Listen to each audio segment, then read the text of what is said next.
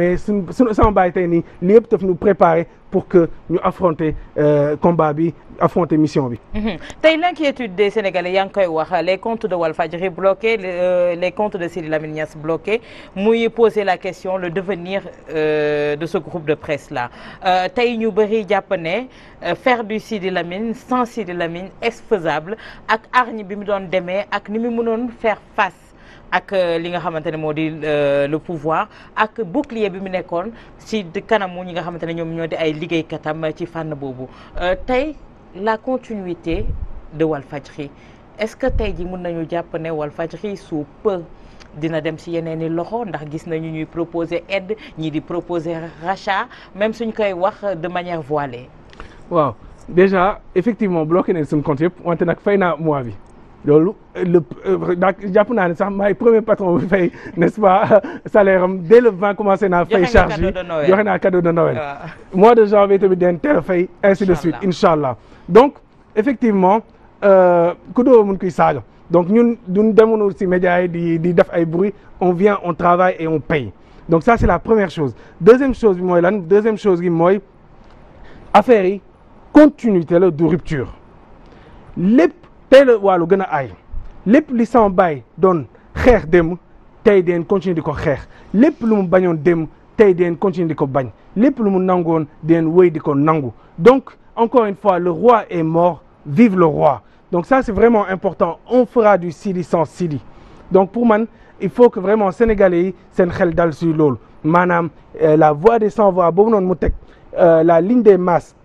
mur des lamentations bi mu bëggoon tey nii ñun di leen continuer si loolu di ñaan sénégalais yi tey suñuy continuer si yoon boobu noonu ñu jàppale nu suñu teggee yoon boobu tamit ñu jubanti nu ndaxte nag loolu donc tey nii mooy ADN Walfadjri mooy ruuxu Walfadjri donc on va continuer le combat bien sûr dinañ indi suñu plus-value bien sûr dinañ indi suñu valeur ajoutée bien sûr dinañ indi ay coppite bu mu gën a neex a dégg bu mu gën a neex a xool loolu moo tax investir nen soo xoolee tey plateau information bi tamit macha allah def nañ ko ba mu esthétique nga xamante ne décor naturel sans pas mébétam aussi moo doon def tout écran plateau yi donc loolu tamit moo ngi ñëw bëgg na sotti lépp ba nga xamante ne kii toog di seetaan day jàpp ne affaire yi moom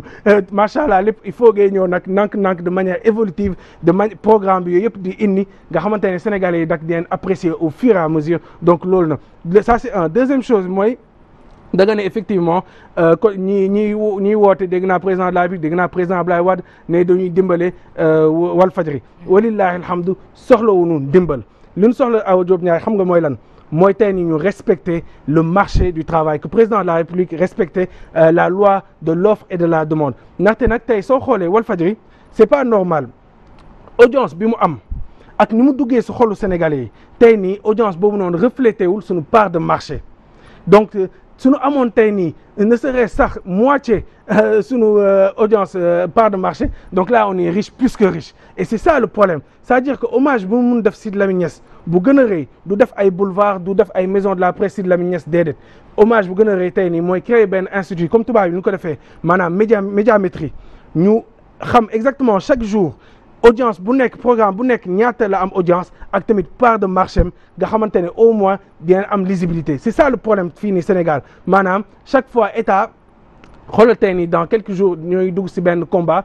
benn lamb nga xamante ne daanaka campagne la foofu noonu état bi président de la République investir na xaalis bu dul jeex ba promoteur bi nga xamante ne fàtte woon nañ ko tey nii moom moo ñëw nax ko promouvoir donc loolu yëpp pour man lu tax mu may gêner parce que c'est du privé maanaam xaalisu contribuable sénégalais ngay ñëw sotti ko si benn promoteur nga xamante ne tey boppam la fi nekkal si ay sportifs nga xamante ne même s'ils sont respectables tey nii seen bopp lañ fi nekkal donc finalement li ñuy woowee sport national patrimoine national ainsi de suite finalement day yàq le jeu de la concurrence day fausser la concurrence et que forcément dina léser yeneen parties yi tey Walfadjri loolu moon dal soo xoolee yeneen télé yi chaque fois événement yi ay concert da ngay dégg sous le haut parrainage du président de la République première dame ministre député directeur et cetera te loolu noonu c'est pas gratuit maanaam loolu noonu di dugal ay centaines de millions et loolu noonu soo ko defee finalement ñeen promoteurs yi ils vont être lésés et c'est ça tey tout le problème du Sénégal c'est ça c'est que taxas moo féete boor tey nii état gi seen logique bi yëpp mooy avec moi ou contre moi et loolu tey moo moo yàq lépp en réalité tey su ñu respecté woon lépp Walfadjri tey je veux dire ñëpp d'accord ne que audimat bi nu am audience bi nu am lu tax gars yi di ko ut à chaque fois c'est parce que on est aimé par le peuple du Sénégal. tey ci fànn boobu tey jii ñu bëri dañu jàpp ne suñu changé wul ligne éditoriale c'est la mort programmé de Walfadjri ndax ligne éditoriale boobu tey mën nañ jàpp ne moom moo ñu xañ part de marché yooyu tey ngay évoqué tey jii est-ce que assurance bi nga xamante ne sénégalais yi ñu ngi toog di ko xaar mooy la voix des sans voix bi mu mës a nekk tey jii est-ce que tey mën nañu xaar mu continuer même bu fekkee ne am na benn goulot d'étranglement bu ñu téye. nee naa la sànq tey la wàllu gën a aay le roi est mort vive le roi incha allah di leen continuer yoon boobu noonu duñ si changer virgule bien sûr. dina am forcément yenn coppite yi pour gën a neexal pour que kii seetaan gis tuuti ay maanaam benn changement mais nature bi ruuxu Walfadjri ADN am encore une fois du changer parce que tey nii sinon tuddeenu beneen tour quoi parce que Walfadjri si boppam mooy voix des sans voix loolu moo tax sax ma ne slogan bi dootu nekkati votre fidélité notre fierté mais la voix des sans voix ndaxte ñëpp d'accord ne tey nii que Sidy Lamine Niass combat bi mu doon combat c'était masse bi sénégalais yi donc di leen continuer loolu noonu est-ce que c'est rentable c'est pas rentable loolu sénégalais yi parce que jàpp naa ne que tey sponsor li ko intéressé lépp mooy lan mooy audimat fii nga xamante ne foofu la ñëpp di seetaan te tey Walfadjri audience am wax dëgg yàlla kenn du ko werante li nu am loolu moo tax encore une fois ma ne suñu bëggee rendre hommage Sidy Lamine Niass buñ ko defal ay tuddee ko ay rue wala leneen nen ko jox rek benn institut nen def benn institut nga xamante ne dinañ am lisibilité chaque jour chaque heure parce que tubaab bi loolu na chaque matin 9h dinañ xam bi la ku nekk programme bu nekk lan moo doon audience am ak part de marché am donc loolu tey suñu amee lisibilité boobu noonu tey ñoo ngi si benn monde de transparence ak mondialisation bi am tey noonu loolu suñ ko amee wóor na ma tey Walfadjri dinañ gis ne que su nekkul P moo ngi 2 su nekkul 2 moo ngi 3 mais mënul nekk beneen mënuñu wàcc si podium bi et tey loolu noonu tey en principe part de marché bi daa war a suivre donc su fekkee sponsor audimat moo ko intéressé audience moo ko intéressé walilahi alhamdu fii nii y a l'audience nécessaire. Transition en général day doon lu jafe te dañu toll ci benn phase de transition tey jii pour rassurer également itam ci la situation juridique de cette maison-là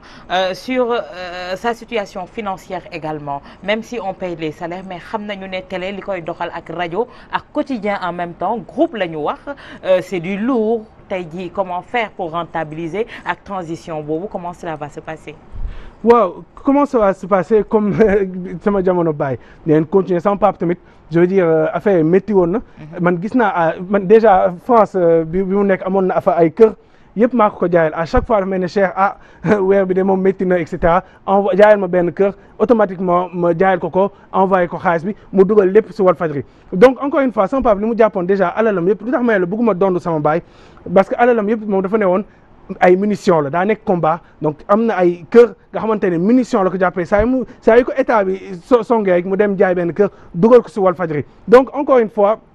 ñun on va continuer à investir su Walfadjri su fekkee mënul supporter ay charges am ñun tamit dinañ dugal comme moi bi comme ni ma la ko waxee et ainsi de suite on va toujours continuer di supporter entreprise bi te dinaa la wax benn affaire Walfadjri soo xoolee yeneen entreprise de presse yi gis nañ ko ren entreprise yu bay ay vague de démission et cetera donc dem na ba yeneen yi nga xamante ne moom lañ doon gën a soow jàpp ne foofu la yëpp nekk fa la or bi nekk gis nañ ko finalement Walfadjri yeesul benn entreprise wax dëgg yàlla donc encore une fois kenn gënul kenn. Donc partout c'est difficile il y a un marasme économique donc tant que loolu noonu tant que respecté wuñu le jeu n'est-ce pas de l'offre et de la demande tant que respecté wuñu la concurrence saine et loyale donc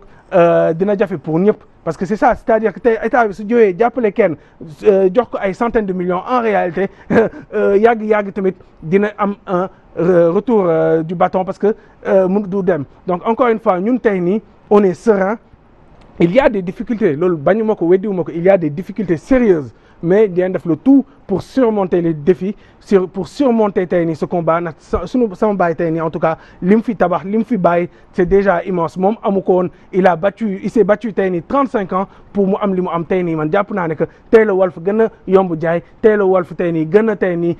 yëkkati donc incha allah bien vrai que les difficultés sont là mais on va relever le défi incha allah. di ñaan Sénégalais yi tamit ñu jàppale nu parce que c'est un combat.